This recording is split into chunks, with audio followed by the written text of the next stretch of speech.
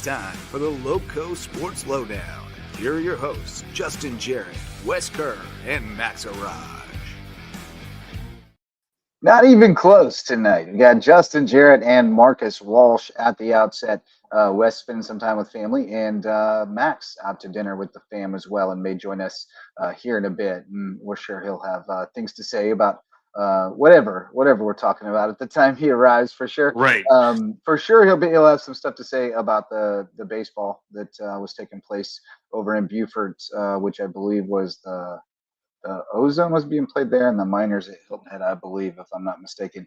Hilton Head taking both of those tournaments, Beaufort putting up a good fight in both, Bluffton not putting their best foot forward in either division, which I think is a product of just Bluffton having more kids playing exclusively travel ball at those age groups right now and being a little watered down. But nonetheless, I'd still that provides great opportunities for other kids to play in that all-star tournament, which is a great bridge into a higher level of baseball than you're accustomed to seeing in your rec league. So it's all for the good, no matter what. And all the teams repping us, we're proud of all of them, and we're rooting for all those kids and hoping that this becomes, the spark that sets them on their way to try to be the best they can be. And we'll also be talking about the softball state tournaments that have gotten underway today, and a good showing from the Loco. The Bluffton 8U, I know, did well. They won 2 games. I think the 6U did well as well. The 10U was smoking. The 12U, they lost, but the 15U, I think, went 1-1 maybe. So we got a lot of representation there. And the Beaufort 12U also cruising. They won 2 today. So we'll dig into that a little bit deeper as we go. And we will talk about what has sort of suddenly become a big hot button issue. And you've got some insight on it, as do I. From different perspectives, which is USCB's 2020 Project 2020. Their plan to use the 20th anniversary of baccalaureate status to kick off their campaign for upgraded facilities, specifically athletic facilities, but that would include the long-awaited, dreamed, envisioned convocation center / basketball arena / concert hall / everything, auditorium, gymnasium. That is really, whatever. I mean, that's the piece that the whole area needs, not just USCB. And we'll dive deeper into that as the show later on in the show. And Butch Wallace may pop in on us as well if he gets free in time to talk about our connection to the College World Series. Darren Horn, of course, has Chanticleer. And another connection that he brought to my attention today, Luke Kent, the old Hilton Head Prep and Hilton Head High School baseball coach, or I guess he wasn't the baseball coach at the high school. He was the AD. But, before he came here, he was the baseball coach at Radford. And Kevin Schnall, the Coastal Carolina coach, was interviewed on Marty and McGee. And they brought up Radford, and he name dropped Luke Kent, who was the coach back in the day when they used to have some Donnie Brooks with Radford. So that was kind of cool. And Coastal down to their last 2 outs now in the 9th, down 1-0. They need a little magic here to take game 1. Been a great game. And how about that one run came in the first inning. Goodness. Cade Anderson's been tremendous. And Fluky matched him for the most part. But that first inning, I think the sun played a little bit of factor on one play. But I think they ended up stranding that guy. 118 pitches or so. I think 119 now, and we're synced up a little bit differently. Yeah, I must be just one pitch ahead of you, right? Because I got a timeout now. But been a great game, been a great College World Series, and a great run for Coastal Carolina, which is not quite our hometown team, but I think the state has definitely rallied around them. Yeah, we've rallied around them. Yeah, for sure. Taking a look at the bracket of 8 when it came out, I'm not surprised that we see this matchup. I'm not at all. Not either. And I had Coastal in the finals, and I had whoever won my the first game between Arkansas and LSU in the finals, and that's how it played out. I thought Arkansas was going to force a third game, though. Yeah, absolutely. These 2 teams have done, a great job of getting here and have had success in the past. Obviously, Skeens pitching with LSU a couple of years ago, and then Coastal Carolina with their run in 2016. Right. It's been a Two tremendous run really this good year. ball clubs. Kevin Schnall has to be the National Coach of the Year. Just tremendous job in the first year, taking over. They always say you don't want to be the guy after the guy, and Kevin Schnall has proven that wrong so far. We'll see how long he can sustain this high bar he set for himself, but he's off to a great start, and they have a really good program they've built up there in Conway. Now pitch 123 on the way from Kate Anderson, and it's grounded to third. Nice play over there. Got him. Dang. Thought we had an infield single there. Sorry for the spoilers if you're a little behind me, but That's all right. welcome I to the am. Loco Sports Lowdown, presented by Mickelson Law Firm, our original sponsor and presenting sponsor of the podcast, our all-star sponsor. They've been with us since the beginning. They're our official real estate closing attorney, but they can help you with all your legal needs right in downtown Bluffton. And they're our official Hilton Head Christian Academy coverage sponsor, but they support all the teams in the Loco just like we do over at Mickelson Law Firm. Call on them for your legal needs. Down to their last out, Coastal. We'll leave the baseball for later because I know that Max got to see a good bit of the baseball over in Beaufort, and we'll have some thoughts on that. But I told you a little bit about the softball that got underway today. I know, let's see, where's the Bluffton 6 and under? Let's see if they're on Game Changer. That's the one that I didn't check in on. They may be playing tomorrow. Yeah, I think they may be playing tomorrow. They play tomorrow at Colleton. I believe it's a best 2 out of 3 between Bluffton and Colleton for the 6U softball title. There you go. We're starting them young nowadays. I saw Bluffton and Colleton in 6U last weekend. So in baseball, yes, indeed. The Bluffton 8U All-Stars off to a great start. They beat Lake Marion 16-13, Donnybrook. Wow. And then they smoked Edgefield County 21-1. So they'll take on South Spartanburg tomorrow at 5 p.m. in the winners bracket. I know some of these little sweethearts on this team. I know a couple. Ashling. I know Ashling. I definitely know quite a few of these little girls, but they were smacking the ball, man. I know it's coach pitch, but 24 hits against Lake Marion and another 26 against Edgefield County. So man, the 8U Bluffton girls smacking it around. Let's see if they can keep it going tomorrow. 10U Bluffton girls, they rolled as well. 16-1 over Edgefield County, 10-0 over Kershaw County. They play Saluda tomorrow at 7. The Beaufort 12 and under, they smoked people too. Beat Orangeburg 25-0, and then beat somebody, I don't know who, 13-3. So that puts them through in the winners bracket. And then the 15 under Bluffton team lost their first one to Georgetown, but bounced back and beat Green Sea Floyd 14-10 to stay alive into tomorrow. So a lot of softball going on up in Orangeburg, state tournament stuff. For those who are not playing in the state tournament in the All-Stars and you want to come out and play some ball, we're going to do something a little different tomorrow out at Hardyville High School for our One Loco Sunday in the Ville training. Instead of our usual clinic, we're going to play ball. We're going to do Sandlot Sunday. We're trying a new thing. Let everybody come out, warm up. We're going to pick up teams as even as we can pick them, make them make sense, where we got a shortstop on every team and a pitcher and a catcher and all that. And we're going to play ball and just play some little scrimmages, purposeful, call timeout and connect the dots and teach the game in real time and just have fun. I think we talk a lot as a society about how that's kind of been lost. This sort of structured play type deal or unstructured play, I guess. I think we can have both, the best of both worlds, and we can let them play and then press pause and go, hey, you know how she got that base? We can stop her from doing that if we hit a cutoff here.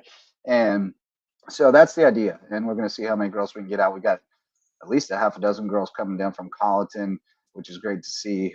And I think a few of the girls from Bluffton and Beaufort who aren't on the All-Star teams but want to be next year.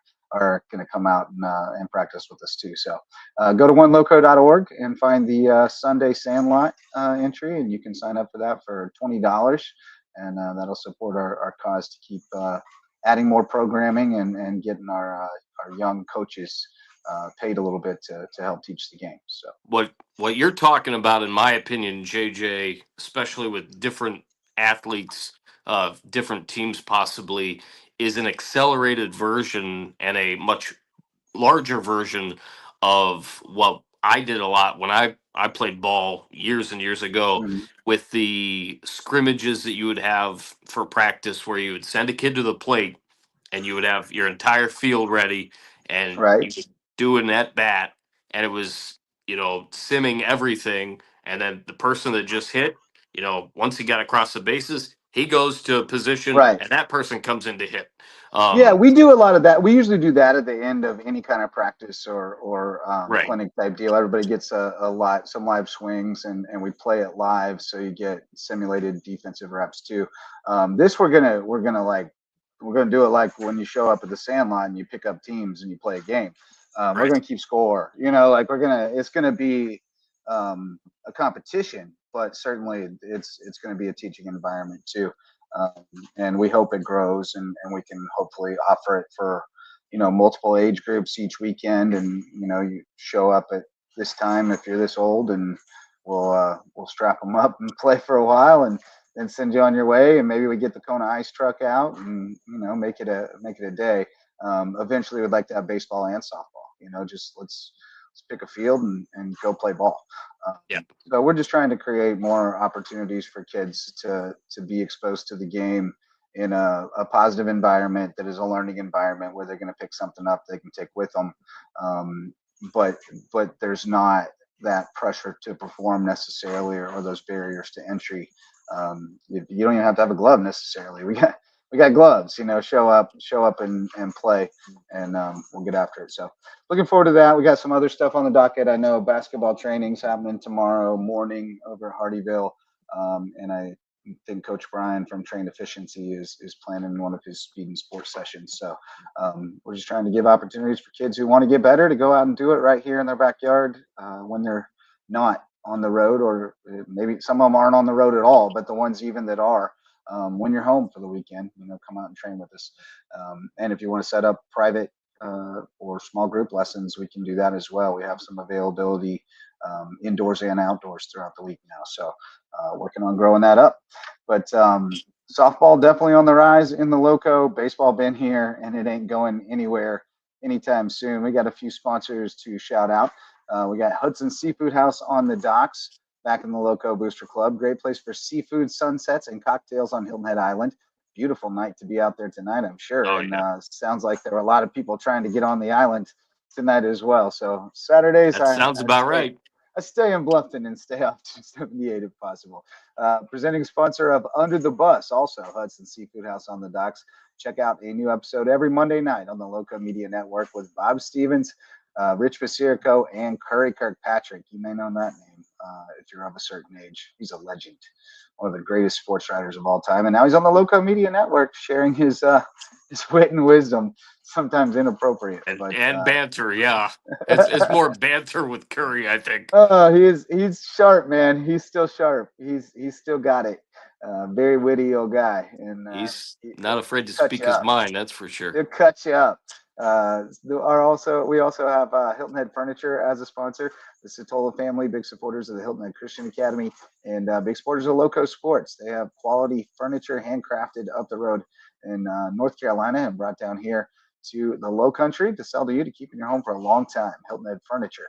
HHI Windows and Doors will improve your view of the Low Country. Our friend Coach Barron from Hilton Head Prep got him his 3 rings and rode off into the sunset, and now he's viewing that sunset through beautiful windows and doors from HHI Windows and Doors. Check them out to improve your view of the Low Country. Marcus Walsh, what's been up in your neck of the woods, buddy? How you been? Just doing a lot more of the same, and today packing like crazy, because I'm headed for the land of the Buckeyes. Doing church and visiting family, and gonna go see a jazz concert tomorrow night and doing the Oh, whole bit. And then I'm gonna be up at probably about 4 o'clock Monday morning. oh. Have a 7:30 flight out of Savannah, so it's gonna be an early morning. All right, so we're Um, not road tripping. We're flying out of Savannah to Columbus. Is that where we're Flying flying out of into? Where are we Savannah flying into? to Akron, Canton. Akron. Akron. Okay.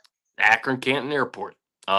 All right. So gonna be in Ohio for 7 days, and really looking forward to it. Seeing Will family you that I be haven't visiting seen the in hall? far too long.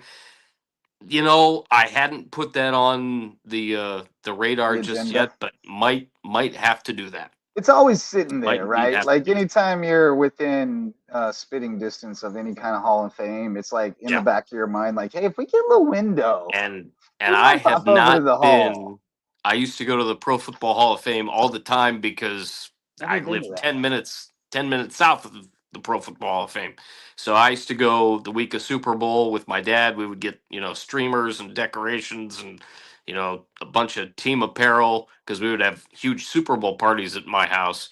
So I would go there then a few other times, but I haven't been there since all the renovations have happened. So I'll have to get out there. Might just have to do that this trip, All right, I'm glad I especially because we're inspired taking a that. few extra days.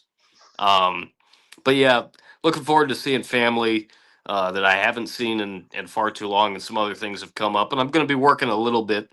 That's the beauty of our job is that we can do Do it what from we anywhere. do just via phone or text or whatever. Um, so going to do a little bit of As long as you stuff. got Wi-Fi, you got to That's have right. good Wi-Fi. That Hotel Wi-Fi for sure. Hotel Wi-Fi stinks. cripples you. Just cripples It's you. it probably cripples you more than anybody I know. Don't Seems I like know it? any time that you're on location somewhere, the Wi-Fi gets in the way. Um, I just but don't trust looking it forward to to doing do that. live Yeah, streams. I've had too many bad luck, bad situations where we tried to do it and it just didn't come off very well. right. But it causes me great anxiety trying to do it in an unstable environment where I can't control the sound. I mean, it's bad enough that this cat's over here jingle belling, and that I have a fan blowing on me because if you live in Bluffton, in certain parts of Bluffton, you know that the power was out for Yeah, most of that's the what you were day saying today, earlier. inexplicably, and it got real hot Didn't upstairs, real hot. didn't didn't come out for us at all. Well, out Um, here in West Bluffton, it okay. was on the western edges, the frontier. It was a problem. It went off, and then it came on for a little bit, and then it went off again, and then they said it was back on, but it wasn't. And then it did come back on, but then it went back off, and then it was off for a good while. It was probably like 4 hours in total that it was no power. Yikes. Yeah, It's, it got pretty toasty that's not this good when afternoon. it's 90 degrees out. No, and luckily Not we had good. it cooled to a very nice temperature before it popped off, but and downstairs stayed tolerable, but upstairs got very hot. So I have a fan blowing on me at the moment, but There just you to make go. myself more comfortable. I was sweating sitting here without it. I Oh, I didn't want to be bet. sweating on camera. That's no Right. bueno. I just got out of the shower too. I don't want to have to shower again. So rough night for Coastal. They dropped that one 1-0. My Cubbies won. How'd your Guards do? Oh, jeez. They We they gave up get another one to Cal underway. Raleigh though. 30. Wow. They get underway in about 15 minutes. Oh, okay. And yesterday, Tanner Bybee pitched a heck of a lot better than his numbers would indicate. He gave up 3 runs in the first 2 innings, but he ended up going all 8. Um, the defense, Jose Ramirez had a tough day. I think he had about 2 or 3 errors at third base. Stephen Yikes. Kwan was kind of an identical play to one he made in San Francisco, where he caught a line drive in left field and threw a guy out at second for a double play. But the throw was back to first, trying to catch a guy napping, and the Uh, throw was offline. oh Gabby no. Arias, yeah. Defensively, it wasn't great. Angel Martinez had a horrible swing at a ball that was way outside. He just kind of lunged for it, and he ended up hitting it out to left field, and that was Cleveland's lone run. Mm. And then Bybee, gave up a few more runs late in the ball game, but I give him a lot of credit for gritting it out. Again, he pitched a lot better than the numbers indicated, but he went all 8, and that's the first complete game that a Guardian has thrown all year. And I think he was around the 110 pitch mark in 8 innings. So he was, despite the early home Yeah. runs and whatnot, he was pretty daggone efficient. Yeah, grind. Well, yeah, and those little things matter too. The They offense, save your bullpen for another day, and and that's the it's thing. all aggregate. Cleveland has done a better job of having their starters go deeper into Starters games. go They're deep. they're Yeah, averaging 6 to 7 innings most nights now, where last year it was 5 to 6 innings most nights. yeah. But to give the entire bullpen a night off, they've got Luis Ortiz going today. But honestly, I don't know whether this team's coming or going offensively, and I Yeah. just hope. I'm going to give It them seems like how till, they are every year, though. Like it always seems like they're just kind of hanging around until a yeah, little after the All-Star break, and then they go on a tear and they find I themselves hope. in it. But it seems like a bunch of years in a row they've been kind of caught in the middle as far as like, are they going to go for it? Are they going to buy? Are they going to sell? What are they? And it Part of seems it, I think, has to do sometimes with they the trick market that themselves they're in. into thinking they're contenders, but they're not really. And other times that it seems like they don't think they're going to contend, but then they do. And but the division's a lot better now than it has been too. So Very there's a true. little And bit of trickery involved there. You can't just go for it when you got a team like Detroit sitting at the top right right. now. And I'll say this. I mean, it's like Detroit and Cleveland flip-flopped, Yeah, because Detroit last year was kind of where the Cleveland is upstart now, kind of, and yeah. then they just shot out of nowhere in And the they second figured it half, out. and they Yeah, dang near beat Cleveland in the playoffs a year ago.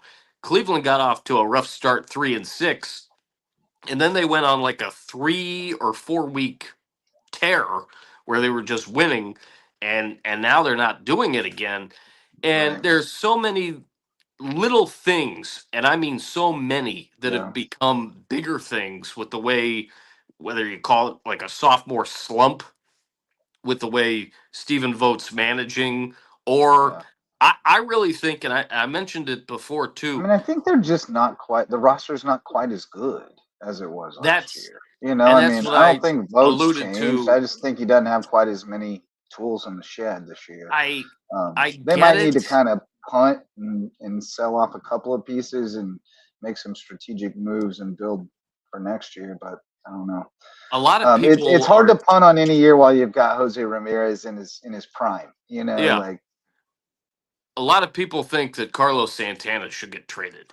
well, Carlos I Santana, I felt like he should have retired for about 3 years now, but people keep employing him. So, Right. you know, he must be serviceable enough. And I think he's a good veteran He's clubhouse presence and he's the best some of option that they've those. got. Better than Kyle And, Manzardo well, at this point. that's happened at a bunch of places in the last Right. few years, though, where you kept going, well, we could upgrade first base, but you look around and it's like, no, we really couldn't. Carlos Santana's still he's getting it done, you He's getting know, it but done. like And he's but he's better at not first optimal, base. you know. He's better at first base, and he's having a really good year at first base. Um He's always Better had a than solid glove over Manzardo there. at He's this a good point. leader, and he's gonna hit for some pop. He can protect somebody in the lineup a little bit. So, um, yeah, I I don't just know. I just think they're not quite as deep as they have been. no. Not quite as polished in some of the starting spots. They've got some guys that are more utility guys that are having to play every day. They're just not quite there this year. I'm still wrapping my head around too the fact that with all of these teams, formerly minor league teams, getting cut from like 6 minor Mm-hmm. league teams down to 3 or 4, whatever, all Right. these players obviously are getting moved around like chess pieces, and whatnot, and you just don't have as many optimal pieces in the minor leagues. Well, it's It's true. You it's don't have as making much organizational depth anymore. it's making It's true. triple A, and I'm so glad that I've started this year listening to the Locked On Guardians podcast, and I'm listening to some of those other podcasts, because I didn't realize just how the changes have happened. It's why CJ Kafis and a bunch of other guys aren't getting to the major leagues at this point, and why we're seeing some of the guys from AAA that are tearing it up, and then they get to the majors and they stink. And it's just I, they need to A find a way hard to jump. refill that minor league system throughout baseball, in my opinion, because it can't just be happening solely to Cleveland. It's got to be happening, to everybody. But I do think that being a small market team hurts. And Oh, for sure. I said it the other It's a day, battle. and I mean, and look and at I'll say Boston. it That's not a small market, but they can't retain anybody either. correct. I said it the other day with Wes and Max, or I might have been Wes and you. But looking back on it now, I know money had a lot to do with it, but getting rid of Jimenez and getting rid Mhm. of Naylor, Yeah. I Yeah. feel this team would be so much better off on all levels if Yeah. they had both those guys. I took a look at the look on Josh Naylor's face the other night after, you know, whatever happened. He got a base hit for Arizona. I don't think it was the day that they were playing Toronto, which Miles Straw, another former Guardian, got hurt. Um, but I just looked at him on replay, and he looked absolutely exasperated, like Arizona was the last place that he wanted to be. And then I looked at the look at Jose Ramirez's face last night in Sacramento after that loss. And Sacramento. obviously there was a big part of the reason they lost actually was Jose, because he didn't have a very good night defensively, and he just looked dejected. And yeah, it's hindsight's always 2020, but I'm going to give this team probably to the end of July. And I hope that from from now until then they can find a switch. I'm going And to then see what? him. And then what are you going to do, I'm Marcus? I'm going to go see him next Saturday. What are you going to do to them if they don't figure it out? I'm going to stick with him, but I'm going to probably spew and Exactly. vent even more on here. You're going I'm to going to love see them him next just as much. Saturday, You're just going to and fuss about them. I just hope that they find a way. I gotta say, I'm really impressed with Slade Ciccone, and we're looking forward to seeing him on Saturday next week. He has been a bright spot, and that entire rotation has been a bright spot. It just hasn't been as consistent as it was a year ago, but nothing has, and I Yeah. literally Yeah. They're mean just not as nothing. good of a team. Yeah. They're not Yeah, as solid of a team. Cubbies up 4.5 on Milwaukee. Phillies and Mets and Donnybrook. Dodgers still getting some heat from San Francisco and San Diego. NL's fun. Yankees are atop a crowded leaderboard in the East. Detroit started to stretch out that lead over Cleveland and Kansas they're gonna City, win the division. and then Houston with a healthy lead over Seattle. They started awful, but they've come back He very did. strong and sitting at 44 and 32 now. The aforementioned Athletics having a decent year in Sacramento, They are, better than the White Sox or the Orioles or the godforsaken Rockies. My God, or even what the a bad team. Pirates. The Yeah, Pirates rough, actually started off pretty well, I thought, and then rough year they've for the gone Pirates. I way was down. scared of the Pirates at the start of the season. Not so much now. Well, Not so much. But speaking of baseball, closer to home than Cleveland or Chicago, much closer. We told you Max is not going to make it on tonight. He said they must be having too much fun at dinner. But we told you about the Hilton Head teams taking the 10 and under and 12 and under minors and ozone titles last week. It was pretty dominant showing from the 10U minors. They beat Colleton 18-0, and then they beat I guess that's Buford 13-1 and 16-0. I think that's Buford. It could be Bluffton. I'm not sure, but they smoked them. And then in the ozone, Hilton Head also strong, 11-0 over Colleton, 9-2 and 11-5 over Buford. So they move on to the state tournaments, and Hilton Head has had a very strong tradition. You know, they've got the HHBA has done a great job of organizing their rec ball over there for years, and they got their Hurricanes program that kind of runs side by side with it, where the kids play in the rec league and play on the travel team, and they kind of groom a group to represent them in the All-Stars, and that works very well. And Bluffton followed that same path for a while with the Waves, and it worked very well. And they've kind of gotten away from it a little bit more in Bluffton, but Hilton Head's kind of stuck to their guns for the most part. And there's a few kids from Hilton Head who go on to greener grass and bigger programs and stuff, but Yeah. The vast majority of them stick with that program, and they've had real success in the All-Stars, and hopefully they can get a couple to the World Series again this year and maybe bring home a championship. I always like when we get to keep It'd be tabs great. on one of these teams, wearing the South Carolina jerseys somewhere off in the Southeast for the summer. So now I will say it's a very disruptive thing for your summer as a family, but it Yeah. is a cool experience, and it is something that we want to keep tabs on those kids. So hopefully some of the softball teams and some of the baseball teams will make it to the World Series, because they're doing the Diamond Youth Softball World Series now too. So there's an Nice. opportunity for those Awesome. girls to move on from the state tournament for the first time, I think, in that organization. So, or at least when Beaufort County has been competing in that organization, because they've played it through what's the other one called, the Parks and Rec division, basically. Um, South Carolina Parks and Rec division, but now they're back in Diamond Youth, and hopefully this goes well for them this year or tomorrow, and we'll crown some champs, send them on to the nationals. What was I gonna say? What else you got, Marcus? Anything come across your radar this week locally? Um, just like I said before, I've really been trying to work to finalize a bunch of stuff for our football season, because it's literally, we It say is it's a coming, couple of bro. months out, but it's not coming any slower. It's going to be here before we No, know I it. mean, in a little over a Um, month, they'll be practicing and stuff, and right.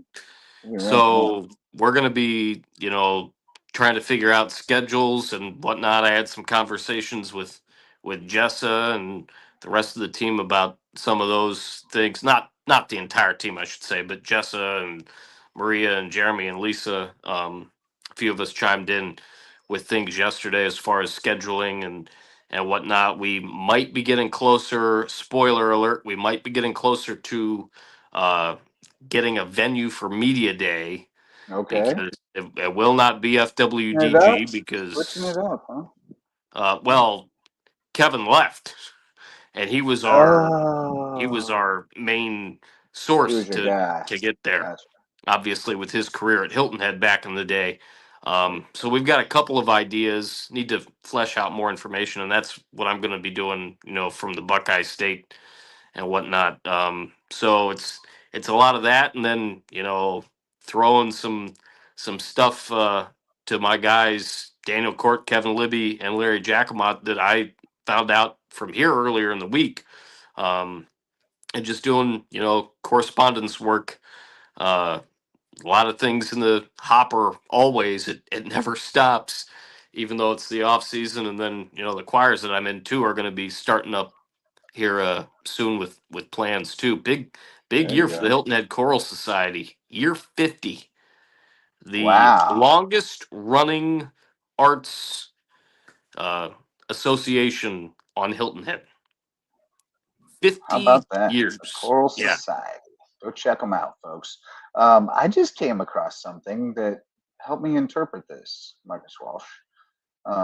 It's Aiden McCarthy, and he's got pictures of him in Arkansas State gear, and it says, uh, "I made a decision last night that I would die for it."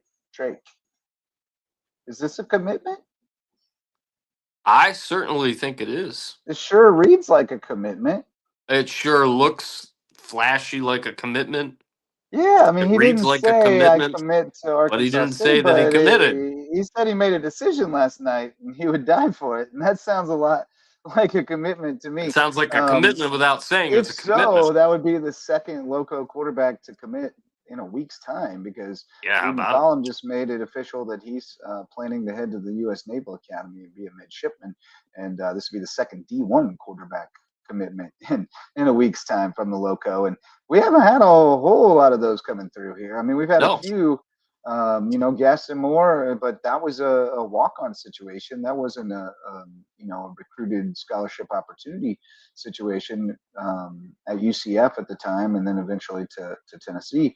But we haven't had a lot of guys that are spinning the rock going to Division I schools out of high school from this area, and that's a big deal for both Aiden McCarthy and Reed McCollum. I guess we'll get clarification in the coming days on whether this yeah, is in fact a commitment. But I mean, we were on campus in uniforms, taking pictures and stuff, so that looked like the real it deal. looks like a commitment. It really does. He is poised to have a really good year this year uh, for Bluffton with the wide receiving cast that he's bound to have, regardless of whether we mentioned the other night that Amari Patterson is thought to be a free agent this year. Wow. He's Yeah, piling up offers from that would SEC be schools. And wild if you went so I hit him Bluffton. up and I said, I love seeing all these offers, but everybody's asking me where you're going to play this year. And he said, LOL, I'll have an announcement soon. So be on the lookout. We'll know soon where Amari Patterson's playing. I'd love to see it be somewhere here in the Loco, but I have heard rumors of a prep school situation, which wouldn't be terribly surprising if he, with the offers he's piling up, it wouldn't be surprising if he sought some kind of situation like that. So we'll see what happens there. I did see on the football front that both our boys from Hardyville and a group of boys from Whale Branch were up at the South Carolina State prospect camp today, putting in work. So love to see that. We talk a lot about the tour de pain that BJ Right. takes the guys on. But certainly they're not the only ones. They get the guys out on the road in the summer and give them opportunities to go out and try to get seen and develop their skills. And then here's another piece of news that we came across yesterday. Cody Bratt, who played at Bluffton, played baseball at Bluffton, and then helped at Christian for his senior year, and then was at I want to say Radford. He has he went in the portal, and he's announced that he'll be at Newberry this next year, so a little closer to home. South Carolina program, solid D2, great opportunity for Cody, and we wish him well. He's really good outfielder, really good hitter, tremendous base runner, and I think he's got a chance to be a very effective player at that level. Whew. I saw some video of Thaddeus Zarnecki. He looks nice. that kid can run.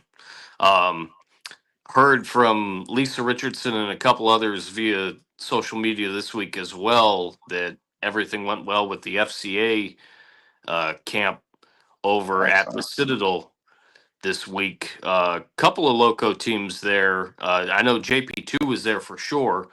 Um, but from what I saw on the videos and whatnot, and our own Joe Keith was out there taking pictures as well. Looked like it was a great week for the guys and everybody involved, certainly of fellowship and faith, and then certainly hitting the gridiron for practices and whatnot. So that's always a great event that they put on, no matter where it is. And I happened to Yeah. be out there with Joe last year.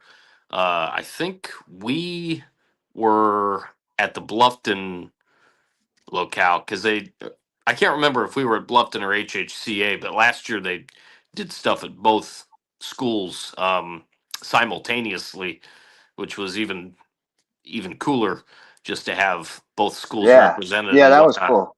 Yeah, that was cool. I think you got out there Here's too, right? Yeah, for a little bit. I Last year think for I that. tried to, but I think maybe it was already over when I got there to Bluffton because I had to go somewhere else before or something. But yeah, I remember it was a big deal last year that they kind of blew it up and expanded it. But that also makes it a logistical nightmare and a lot of work. So Yeah. double-edged sword there. Here's some other kind of off the wall news. We have followed the career of this young man just through kind of timing. A while back, we covered the amateur MMA debut of Trig Tennant, who is he was a high school wrestler, state champion wrestler from Kansas. He's a Marine at Paris Island, and he fights out of the Foundry in Beaufort. And we've since covered then his second fight and reported on his third fight. He had his fourth fight tonight, and Trigg is 4-0, baby. He got the rear naked choke Nice. at 259 of the third round. 145-pound champ up in North Charleston tonight, getting a big win. So he's 4-0. Tremendous young man, really. He getting to know him and talking to him about his journey and why he does it and all that stuff, and watching him fight. He's become kind of one of the faces of like me being able to appreciate MMA more than I previously did, because and it's not just him, and it all goes back to Carlo Perusa and his love for the Right. sport and the work he's doing to tell the stories of some of these guys who are toiling in anonymity, trying to find their way to, prominence in the sport. And I've sat and listened to a lot of his interviews with guys, and it's just given me a different perspective on why they do it and what it's about for them. And then seeing it in person also helped me see how much of a baby step it is between some of these other disciplines that are accepted and this one that some people see as brutal, and so anyway, Trigg is a great dude, and I'm really excited to follow his career and see how far he can take it, because he's a really talented dude. And then on that tip as well, South Carolina guy Malcolm Wellmaker is out of Aiken, and he's a guy that Carlo has followed coming up. He told me about him years ago, said, hey, I saw this dude fight. It's only his second big fight, his second pro fight. He was amazing. This guy's going to the UFC, I'm telling you. And they become great friends. And Malcolm's now on the UFC, and he's won his first two fights by knockout. And Carla's like, I told you. So it's been cool to get kind of a front row seat to watch what it looks like for somebody to blaze a trail in that sport and make it to the highest level. And now I find myself, when the PFL's on, I tune in and watch for a little bit. I've grown to appreciate it. So anyway, just wanted to give Trigg some love, because I've been watching the run up to his fight and hoping he would get to 4-0. So when I came across that, I wanted to shout him out. This is the portion of the program where I scroll through the LowcoSports Instagram and tell you about my feed, by the way. There's a lot of news in here. Absolutely. Gotta love the Instagram. But the big story that we found, not on Instagram this week, but on Facebook, is where it all popped off, was the story about USCB's Project 2020. And I know you guys did something on it at WHHI this week and had Justin Rice on talking about it. With the interview. There was a little bit studio. of controversy on the Facebook page, because a faculty member who's a friend of mine, good friend of mine, and Mine someone too. with whom I have a lot of mutual respect, No doubt. felt the need, and I told her I didn't think it was the proper forum. She disagreed, and that's okay. She felt like she needed to bring it to that forum, that there's a lot of concern among the faculty about things that they need at USCB, and certainly I think that's true in public education across the board. And what I was trying to get across to her was just that that USCB, everybody at USCB has to be on the same team. And Yeah. right now, what's good, we always talk about rising tide lifts all boats. And I just think if you step back and you look at the gains that USCB has made in the time since it went to baccalaureate status and added athletics, and then continue to progressively grow athletics in a way that made sense, has without any doubt increased the profile of USCB, the opinion of USCB within this community, like 1,000-fold. I mean, when I first got here, it was unheard of for any like high achieving students to be considering USCB, because there were so many better options available to them. And now that's not the case. I mean, there are high achieving students that if they want to go into nursing or into hospitality management or into computer science, whatever fields USCB is the Culinary. strongest in right now, yeah, they are considering USCB on a real level. And people from out of state never would have dreamed to come to USCB. I mean, even when it was early in its tenure as a 4-year school. And now they're coming from all over the place and filling up the dorms. And the basketball program has brought something even more special to that campus because it brings the community there in a forum that is all about goodwill and connection.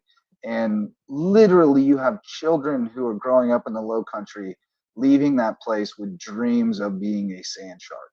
And Yeah. that never happened before athletics, and really not to any extent before basketball. And so, I just believe that building the facilities that they proposed on campus, which are far overdue, by the way. The baseball and softball teams have been in Hardyville in a rec complex since 2007 and 2011, respectively, and they were never intended to stay there for that long. They need facilities on campus. I just visited an NAIA transitioning to D2, Middle Georgia, a true competitor to USCB, a peer. And the facilities are night and day. I mean, it's on campus and it's a better facility. I visited Mercer, Division One, but a mid major that came from pretty humble beginnings, and their facilities are incredible. And they were full the whole time we were there Yeah. because you had basketball clinics going on in our camps going on in the gym, teams from all over the place at the basketball camp.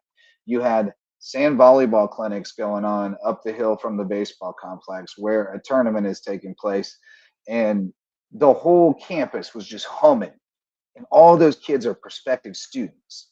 Now, maybe only 5% of them will end up as student athletes at Mercer. And maybe only 40% of them will end up student athletes anywhere. But every Right. one of them left there imagining themselves attending Mercer, whether it was to play sports or not. Right. That's what athletics facilities bring to your campus that nothing else does. People come from all over the place for this event, but it's happening on your campus. And now you're bringing in prospective students in an environment where you don't even have to do the work to do it. And it's generating revenue year round that supports the rest of your campus and gets you those items that you need. I mean, gosh, if we can book 60 nights a year for concerts in that place, one of them pays for the desks. Absolutely. So I just hope that people.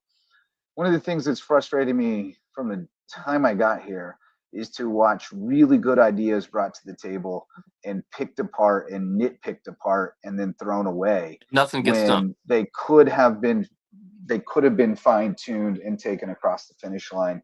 And I just don't want people to lose sight of the big picture here and throw the baby out with the bathwater. I want to go back to what you said. I want to make sure I had the dates right. 2007 is when baseball started, and 2011 is when softball started. It was either 07 or 08 for baseball, but I Oh, want to say okay. 07. I'm And then thinking. I'm thinking softball was definitely it could have 11. very well No, softball was 12 been 07 or because it 08. was 08 and it was 07, 08 and 11, 12. Those were the And the two. reason that I know that, and I think I've mentioned this to you, but things could have vastly changed. Maybe. I'm glad they didn't. But I was initially not going to be the first of my family here. My brother looked at USCB That's right. for baseball. That's right. And back then I think he was planning on majoring in sport management. And he did that. He did some of the journalism stuff. He certainly has had a lot of different things happen along the way. He decided to go to Otterbein, where he ended up meeting his now wife, and they made the move to Florida. Now they're at Dartmouth, and so it was only, I think, around maybe my third or fourth year in college at Ashland University that there was talk about us moving down here. So it's just funny how things change, and certainly seeing with my two eyes the way things are, at the Cove.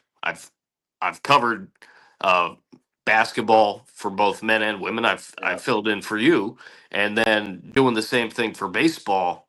yeah. I I could not agree more. It This just needs done, and it's especially when you talk about needing a venue that could be, and Cleveland's doing talking about the same thing with the Browns and doing more to right. revitalize downtown. Bluffton and the Bluffton area needs something like what we see with the Art Center at Hilton Head Hmm. and whatnot, Or end and market. I that mean, that could be it. And for market as example, well in Savannah. here's another way. Here's another way you pay all your bills for the year, just from renting out the place for high school graduations, because everybody will rent Yeah, it. Because the public schools, I mean, even at Hardyville, we had to limit the number of tickets every senior had because we couldn't risk doing it outdoors and having bad weather and then right. not having a plan for indoors. Like you have to plan for indoors in May in the Gotta low country. gotta do it Um, so I mean that off the anyway. top right there. And then we can bid for lower state championships in various sports, volleyball, basketball, wrestling. We can have tournaments through here all the time. They can run camps and clinics and Yep. all kinds of stuff all the time. I mean, it's just it's so obvious that it needed to be done 15 years ago that we just can't fumble the bag. We can't fumble the bag. It's taken so long to get the right people to the table with a plan that makes sense, that can actually be presented to the community and be achieved, and find all the funding sources that were available out there. It takes a long time to track down that stuff and make sure you check all the boxes. They've done Right. all that. They brought the people to the table. They want you to come out Thursday evening and hear the presentation. And some of the criticism I've seen is maybe fair. They said, look, we don't expect, we're not going to come out here and rah you for the great job you did for finally doing what you should have done a long time ago, or regardless of whether we think you should have been doing something else. And I hear that, but this is them presenting it to the public for feedback on, can you support this? If you can't, why not? Let's figure it out, because we have to get this done. And so I hope everyone approaches it, now that everybody's had their emotions and feelings. And look, Dr. Violet and I both apologize to each other, for kind of the punches we were taking. But we didn't intend them as punches. We intended them. We were talking it out In, in public. intended healthy conversation, Yeah, for debate. sure. And She's it a was, communicator just like and a us. lot of it was us checking each other on our biases a little bit, like, Sure. hey, now hold on. And one of the things that was brought up in there is that at USCB, which is goes along with the trend nationwide, student athletes have a higher GPA on average and a higher graduation rate than the regular student body. Right. It is a real thing that your student athletes are by and large, your most engaged students on campus. Not all of them, but as a whole, they have more invested than anyone else there. Right. They've invested everything in your campus. You are their lifeline to keep playing the game they love, and they want to represent it well. And they are your ambassadors into the community. They are your face of your university, whether you like it or not. And a lot of academics don't like it, and I understand why, but it's real and it matters, and that's what people see. And a lot of people, is Vanderbilt a better school than Johns Hopkins? No, but more people think more highly of Vanderbilt than Johns Hopkins because they know about them, because they've seen them play on TV before, and that stuff matters. And it matters as well because of the hard work and the effort and the stuff that you don't see, Yeah. because it takes hours and hours of practice and Oh, organizing everything. I mean, I the of course went commitment, through K through discipline, all 12. that stuff is Yeah, crazy. I went through K through 12, of course, and had my struggles as everybody did. And then I got onto that college campus, and for a year and a half, it was definitely a turning curve and got off to a really good start. And then the bottom hit, and I had to work my way back up. I mean, it happens to a lot of us, but it's a completely different Right. world. It is a grind, and for those that are involved in extracurriculars, especially sports, you have to be on top of it, because if you don't, you're you're gonna fall back a little bit at least. And Yeah. especially, a lot of people think too that because we are so into athletics, that's where our focus is. And I remind folks all the time, especially when I'm calling a game, these are student Yeah. athletes. The Yeah. student I always mean, comes first. for me, it's just, and I've always believed it, but now working in the school, I see Yeah, how true it really is, how important it is to the educational process, because there are just so many kids for whom that really is the carrot, and maybe right. the only carrot that keeps them wanting to learn, wanting to keep a good GPA. Like, if they're not thinking about going to college unless they get to play sports, then they won't care about their GPA unless they get to play Because they sports. think they'll get a free ride or a Yeah, scholarship. yeah. I mean, you got to have a carrot, man. You got to have something to dream for, and you got to have an outlet. And when we put high school kids in structured environments where they're taught discipline and accountability after school, instead of sending them home to unstructured environments with no discipline or accountability, we get better results. Period. Yes. And so, and then when we put kids in college and in a structured, disciplined, accountable environment of playing sports and staying up with their grades and all that things, we get better adults, humans, than we would if they didn't go to college and went into the workforce most of the time, not always. But in general, we get a bigger gain. But I've watched this area fumble the bag so many times on facilities that are desperately needed, and we are backed into a corner right now where we don't have enough fields and gyms and stuff to accommodate the kids who want to play. Yeah. And so we can't mess this one up. It's too important, and I just it'll haunt us forever. It should have been done a long time ago. Two outstanding baseball coaches left here because they knew they weren't going to get a ballpark built in the time they needed it built. And the baseball program hadn't been the same since. And the softball program's fighting to keep its head above water in the Peach right now. And they're not going to be able to win that battle if they don't have facilities that measure up to the others. And being off campus is a huge strike. I mean, the security risk involved, your campus security is not there unless they go off campus too. And it's a bad deal. The other thing that the facilities will bring is opportunities for experiential learning and new Right. majors. I mean, you can have a physical therapy, sports medicine program when you've got an arena and a sports complex that's going to be running events all the time. You can contract out your students for sports medicine for events that are coming in. There's just immense opportunities available, and I think it's great the way they're bringing the public to the table.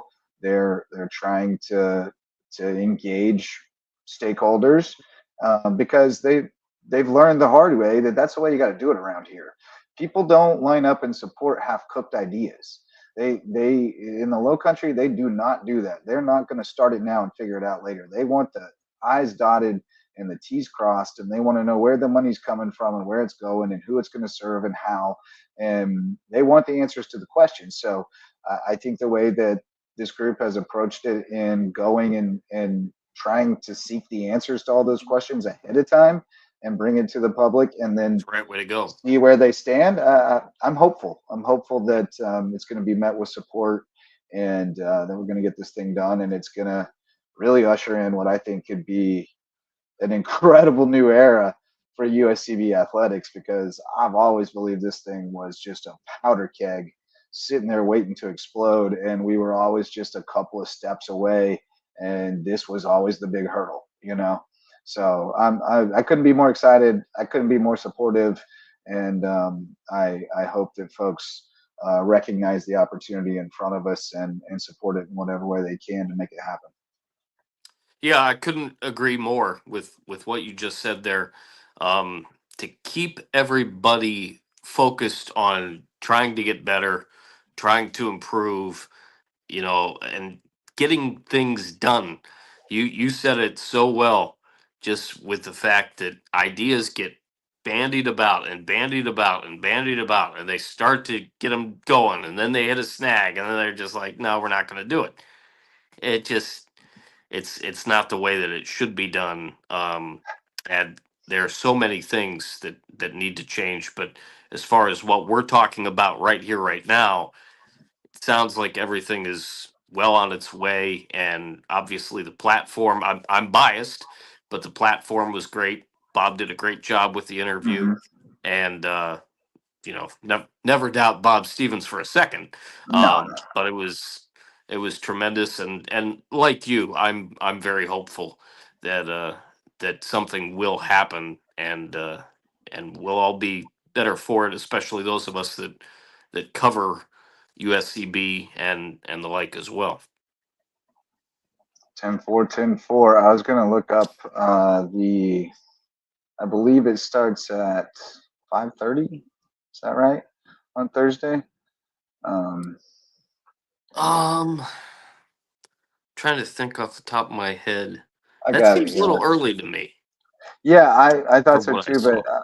it was either 5:30 or 6. I know that much. Here we go. It is at 5:30 on Thursday at Okay. the Heritage Classic Foundation Hall, room 156 in the Hargrave building. That's the big main building on campus that you see with the fountains in front from 278.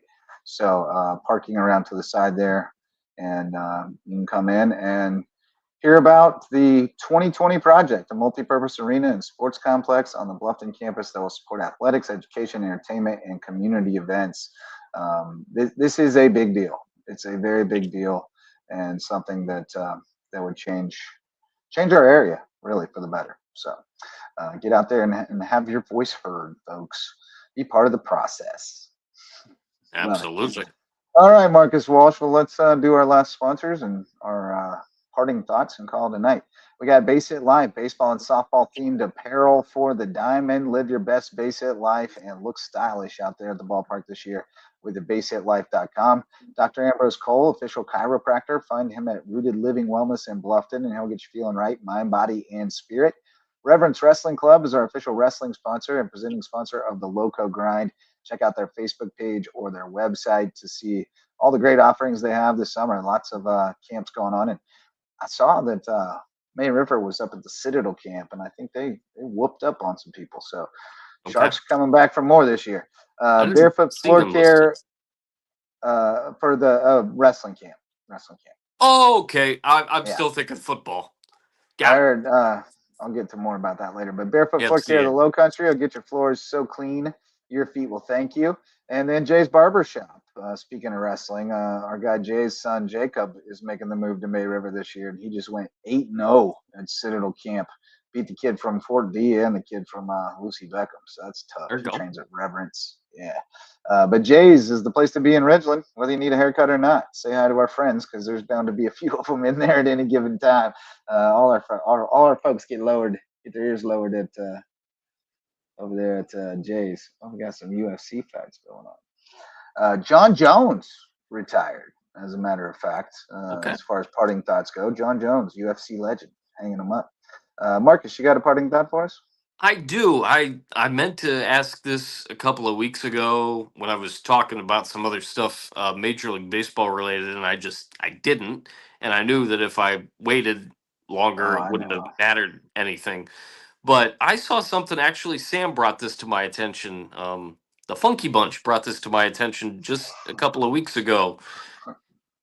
I forget even who was playing. I think Tampa was playing somebody, and there was a situation where I don't even remember who was at the plate. He didn't agree with a call that the home plate umpire made, Been there. and he took. Yeah, I know you have, and I think he took his first two fingers and tapped on his helmet, and the umpire saw and took umbrage to it and tossed him right away. What? For this? Yeah, I didn't even know that that was a thing until Sam showed it to What me. is it? I guess Why are you throwing him out for that? it's a hand signal that maybe was started in spring training, and the umpire took it too. In my opinion, the umpire took it way too far, saying you're showing me up. That's thin Players show skin, the umpires man. up all the time. Not that I condone Maybe it, that's but it. it's just the Was he way it is. saying to the dugout like that was up? I mean, like, I don't know, I man. That's I don't crazy. know, but that's what happened, and I wasn't Do sure better. from what, honestly, from what you know about some things too. I wasn't sure if you had any insight on it. Apparently, it's as brand new to you as it was to me. I have to admit That's as well. ridiculous. I know it's crazy.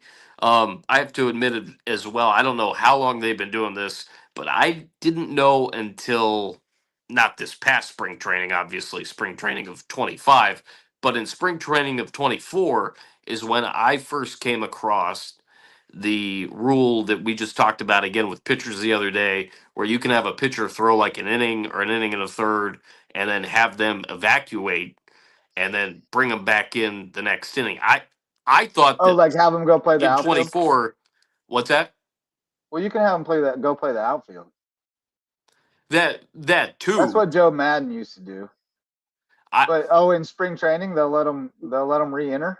Yeah, That's crazy. thank you. That's a better way of saying it. The Re-entry reentry rule, rule. NAIA style. I only knew about that in 24, and maybe it was That's because wild. it was never used with Yeah, that Cleveland. might have been a new thing. Whether that was a new thing in Yeah. 24 or not, Or it learning new may stuff just every be a day. rare thing that's always allowed, but you just don't see it very often. That could be, and with things switching as fast and furiously as I they would are think in the the only last time couple you of years, might do that maybe is like that's the if you had a case. real quick inning on offense and you didn't want to send your guy back out there yet. You want to give him a little Well, more time or something. I've But seen I've seen it done, last spring training of 25 and then last year in 24. I've seen it done it's an where odd thing. a pitcher that, whether it's Cleveland or one of their opponents, has a tough inning, but they're not quite to the pitch level, or they still need to work on a few other things.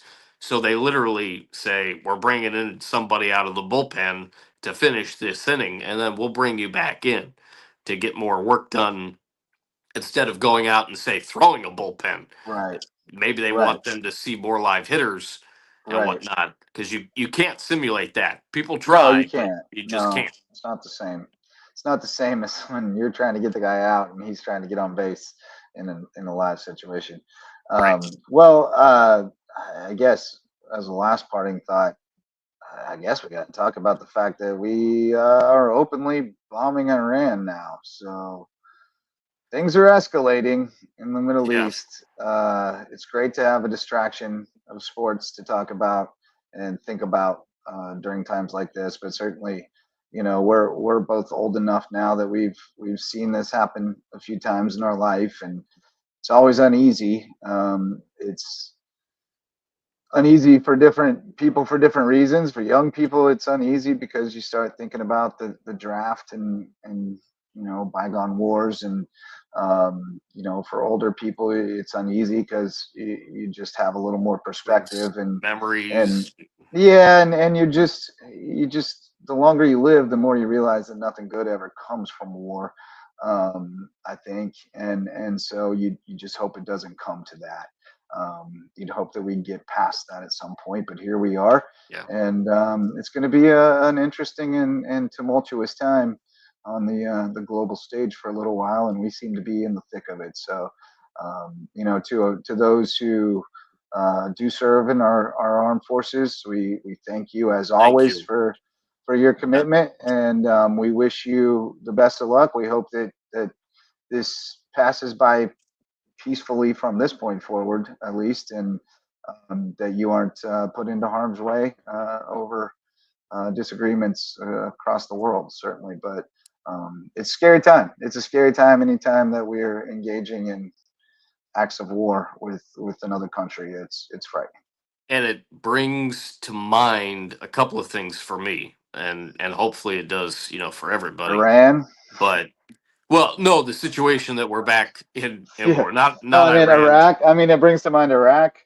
Sure, but to me it brings to mind and thinking about what we're going to be celebrating here in just 2 to 3 Yeah. weeks, 4th of July, Yeah. and how great this country, for its many faults, how great this country, the United States of America, still is, Yep. and how lucky and blessed we are to be free. Yep. And it brings up something that I always think of, and I talk to my family about it, and other people and whatnot. Doesn't matter what you do, what branch of the military you serve in. Again, thank you to those that have, that are, that will Yep. eventually as well, and rest in peace and in power to those that paid the ultimate sacrifice. Of course, we Amen. just had Memorial Day for that, um, and God bless you all for sure. But war is war, and it doesn't matter what you're doing, where you're doing it.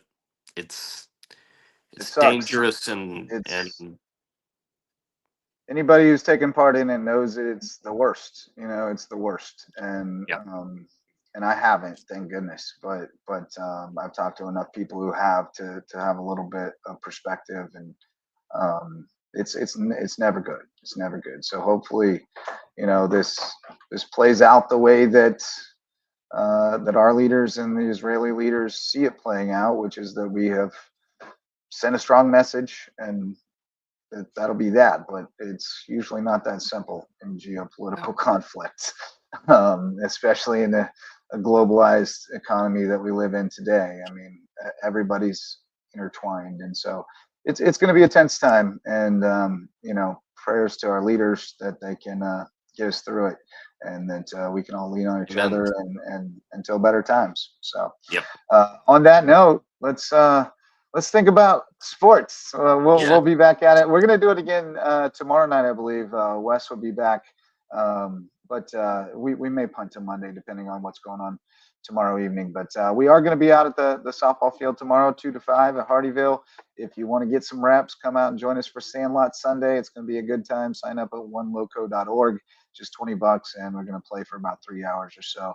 We'll have a little warm up practice session first, and then we'll get together and get after it. So that'll be fun. And also basketball training out there, oneloco.org for all your training opportunities coming up. Marcus Walsh, safe travels to Ohio, my friend. Thanks, sir. Bring back lots of Buckeyes if they don't melt on the way home. Oh man, they're good. You can make those They are here good. too, though. You just need the recipe. It's true. You can. And they're not that hard to make. No. They're real good. Oh, Real good. wow. Now What's I'm better hungry. than chocolate and peanut butter? Huh? Throw a little bacon in there. Man. Chocolate and peanut butter is pretty good. Maple and bacon, real good combo too. Yes. Peanut All butter Joy and jelly. Donuts. The maple bacon That's donut. that's by far Wow. my favorite donut there, hands down. All right, we'll end it on donuts, Yeah. and we'll be back either tomorrow or Monday night to round up the rest of the softball state championships and whatever else we can find for you on the Loco Sports front. Kind of a slow time, but plenty of time to dig into some big issues and some big conversations. So thanks for joining Marcus and myself tonight. We'll be back another night. Until then, go Loco. The Loco Sports Lowdown podcast is a production of Loco Media LLC and LowcoSports.com, an independent media outlet providing grassroots local sports coverage in the South Carolina Lowcountry. We are sustained by community support from sponsors and patrons like you. Get in the game with a monthly pledge of $1 or more at patreon.com/LowcoSports to keep us going and growing. Go Loco!